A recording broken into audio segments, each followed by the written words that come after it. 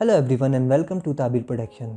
आज हम जिस सीरीज़ के बारे में बात करेंगे वो मैंने लेटेस्ट ही नेटफ्लिक्स पे देखी है और ये एक स्पाई एक्शन सीरीज़ है जिसका नाम है द नाइट एजेंट। अच्छा गाइस, सीरीज़ में होता यह है कि पीटर नाम का एक बंदा होता है जो कि FBI एजेंट होता है। शुरू में दिखा दिया जाता है कि एक मेट्रो ट्रेन के अंदर बम जो है वो एक बंदा रखता है और फॉर्चुनेटली जो पीटर है वो उस बॉम्ब को डिटेक्ट कर लेता है और सबको बाहर निकाल देता है और उस बंदे को पकड़ने की कोशिश करता है, लेकिन वो बंदा जो है वो इसके हाथ से निकल जाता है। लेकिन लोग यहाँ पे जो हैं वो बच जाते हैं और ऑल्दो बॉम्ब जो है ना वो ब्लास्ट हो जाता है तो कुछ लोग जो हैं वो ज़ख्मी हो जाते हैं, कुछ घायल हो जाते हैं, तो उनमें पीटर भी शामिल होता है। तो लेकिन ये है कि ओवरऑल लोग बच जाते हैं। तो खैर इसके बाद जो है वो थोड़ा वक्त गुजरता है और पीटर को उसकी एक सीनियर FBI एजेंट जिसका नाम डयान फार होता है वो कॉल करती है, वाइट हाउस में उसकी जॉब लगा देती है और उसकी जॉब ये लगाती है कि वो उसे बना देती है नाइट एजेंट। अब नाइट एजेंट क्या होता है? नाइट एजेंट वो होता है जो FBI एजेंट्स होते हैं उनको अगर कोई फैसिलिटी चाहिए किसी भी चीज़ की तो वो उसको जो है वो नाइट एजेंट उनकी कॉल सुनेगा और उन्हें फैसिलिटेट करेगा।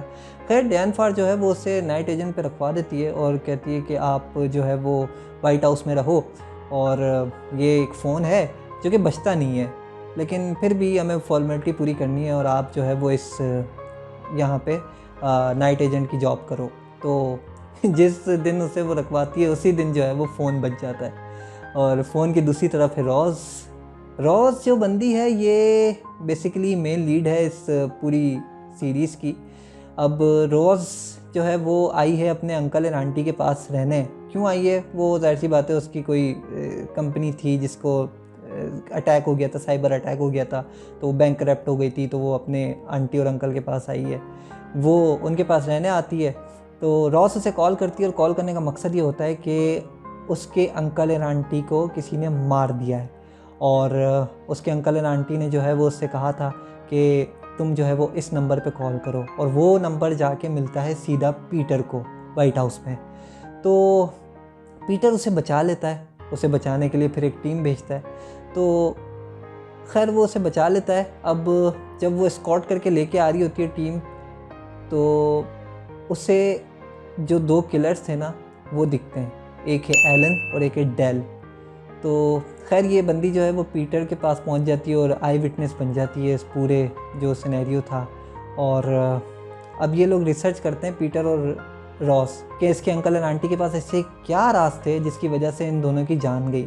तो खैर वो ये रिसर्च करेंगे और क्या वो इस राज को पाएंगे या नहीं पाएंगे ये आप जानने के लिए ये सीरीज़ देखिए। बहरहाल एक कपल पीटर और रॉस का है, तो दूसरी तरफ एलन और डेल है जो कि रॉस को मारना चाहते हैं क्योंकि उस शूट आउट अपने अंकल एंड आंटी का देख लिया था।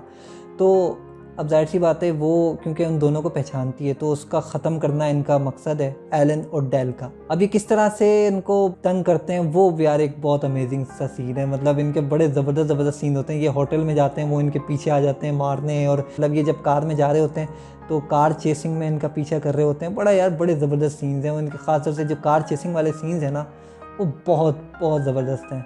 और खैर सीरीज़ जो है वो तकरीबन 8 एपिसोड्स की है और 8 एपिसोड्स जो है ना वो कहीं ना कहीं आपको बोरिंग भी लग सकते हैं।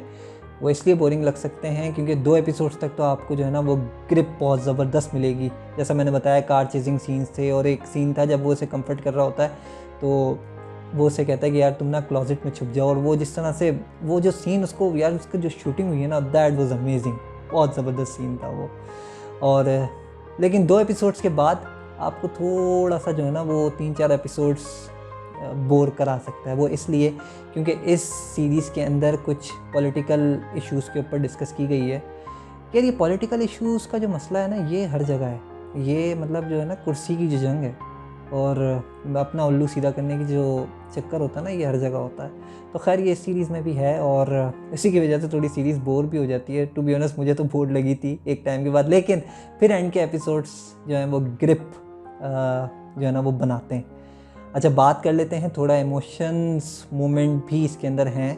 अब जो पीटर है ना इसे डैन फार हायर तो कर लेती है FBI एजेंट के तौर पे, लेकिन कई लोग इसके जो सीनियर्स होते हैं वो इसके ख़िलाफ़ भी होते हैं पीटर के, वो क्यों? वो इसलिए क्योंकि पहले तो वो सोचते हैं कि यार ये जो बॉम्ब प्लांट फेल किया था ना इसने, वो ये समझते हैं कि शायद इस बॉम्ब प्लानिंग में भी इसी का हाथ है। और दूसरी चीज़ ये होती है, पीटर के जो फादर होते हैं वो कहीं ना कहीं ट्रेडर के लिस्ट में आते हैं FBI के। अब वो किस तरह से आते हैं, जो सारा जो सिनेरियो है वो आपको सीरीज़ देखने से पता चलेगा। मैंने ऑलरेडी आपको बहुत कुछ बता दिया, तो मैं बात कर रहा था इमोशंस की। तो जब रॉस को पीटर की ज़रूरत थी तो पीटर ने रॉस का सपोर्ट किया और बहुत ज़बरदस्त तरीके से सपोर्ट किया। लेकिन जब पीटर को ज़रूरत थी तब रॉस ने उसको बहुत ज़बरदस्त सपोर्ट किया। पहले पीटर ने सपोर्ट किया, उसके बाद रॉस ने सपोर्ट किया। और जिस तरह से वो इनकी इमोशनल बॉन्डिंग दिखाई गई है ना यार, दैट वाज अमेजिंग। मैं एक ही बात करता हूँ कि अंग्रेज़ जब इमोशनल सीन्स, एक तो वो बनाता बहुत कम है, लेकिन जब बनाता है तो वो बहुत अमेजिंग बनाता है। ये था जनाब मेरा रिव्यू द नाइट एजेंट के बारे में। आप कंसिडर कर सकते हैं इस सीरीज़ को देखना। जो चीज़ें मैंने आपको बताई हैं, अगर तो आपको लगता है कि आपको ये सीरीज़ देखनी चाहिए तो डेफिनेटली इस सीरीज़ को वॉच कीजिए। Thank you so much. मैं मिलता हूँ आपसे फिर किसी वीडियो में। Till then take care.